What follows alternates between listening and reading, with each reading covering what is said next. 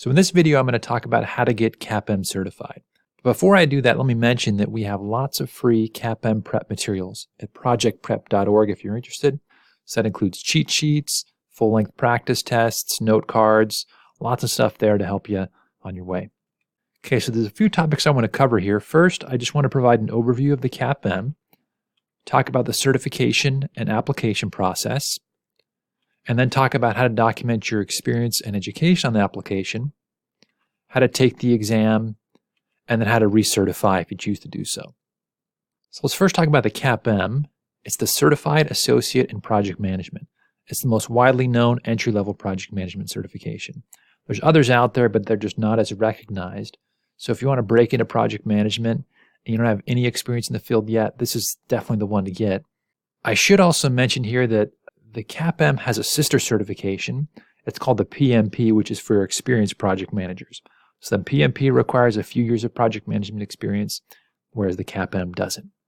And to my students who are just starting out, I usually recommend going with the CAPM, and then when you have the right amount of experience, go for the PMP. The PMP is definitely going to be easier if you've already taken the CAPM exam. Okay, so now let me talk about the certification process. All the detail for how to get certified is in the CAPM handbook, and you can just Google that to find it. But I'm going to provide a simplified version of it here. So initially you apply, and you may have to document project experience or education. Once you finish the application process and it gets accepted, you'd pay to take the exam, you'd take the test, and then assuming you pass, and assuming you want to keep your CAPM certification current, you've got to retest every 5 years. Usually what I suggest is that for those who take the CAPM exam and pass it, and after they've got a few years of project management experience, instead of going to retest for the CAPM exam, just go for the PMP exam. To me, that makes much more sense.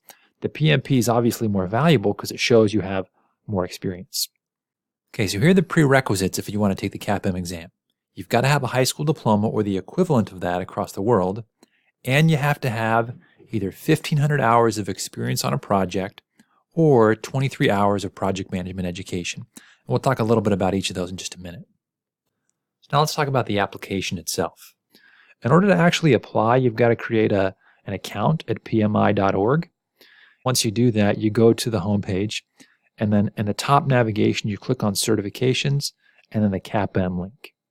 On the CAPM page, you're going to see this on the right-hand side, Apply for the CAPM certification, and that kind of starts triggering the process for you to get going, where you can then document your experience in education and then submit your application. Now let's talk about experience first.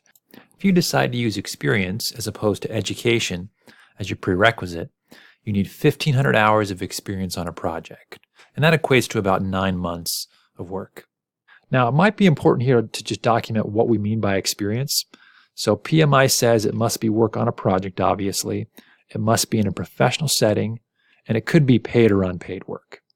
Now, when you actually go into the application to document your experience, this is kind of what it looks like. You'll put the title of the project and the dates that you worked on it and what your role was. And then you'll write down the details of the organization you're working at, and then a contact person at that organization. And then you'll talk about how much of the work on the project was done in what's called the initiating domain, the planning domain, or so on. So when you prepare for your CAPM, that'll make more sense, but you kind of document certain types of project management work you were doing on that effort. So now let's talk about education. If you choose to use education as your prerequisite over experience, you need 23 hours of project management education. And there's a few different ways to do that. There's lots of, they give you several options for education providers. You could go through a PMI rep, as they call it, a training company or consultant, employer, company-sponsored programs, universities, and so on. There's lots of ways to get that, but they say that you can't do self-directed learning and count those toward those 23 hours. Obviously, you're going to study on your own, but you can't use those as education hours. Now, in the application itself, when you document that education, it's going to look something like this. You put the title of the course, name of the institution, and the start and end date of the course. Now let's talk about the exam for a minute. So after you apply and your application is accepted, you pay for the exam. When you take it, it's 3 hours long and it's 150 questions. All those questions are multiple choice, and there's only one correct answer out of 4 possible answers. So it's not like you have to choose 2, or there's not something like choose all the following that are correct.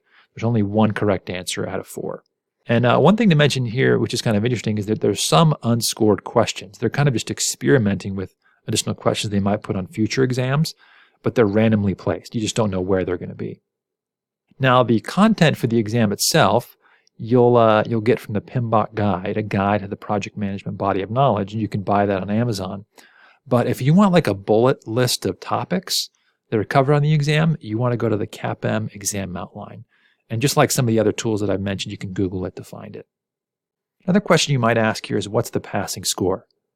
It's a good question. We don't really know. They say they determine it by sound psychometric analysis. What that means is not really that it's significant, but just know that there's not an official published score. It's the passing rate. Okay, now let's talk about recertification. If you've taken the exam, passed it, you've had your CAPM for a while, if you want to maintain it, you need to retake the exam every 5 years. But again, my suggestion is if you want to stay in project management, go for the PMP exam at that point. That's viewed as a better certification because it shows that you have more years of project management experience. Now, as we finish up here, let me just remind you that we've got these free prep materials at projectprep.org. One that I really want to point you towards is something called Tips to Pass on Your First Try. We've got a video and cheat sheet which covers several tips that should help. And finally, I also want to mention if there's other certifications that you're interested in outside of project management, a good combination with a project management certification is a Lean Six Sigma certification. They pair well together, look good on a resume. If you're interested, there's a free white belt certification course available on through our sister organization, Six Sigma Society, where if you complete the course, you'll get the certificate at the end of it.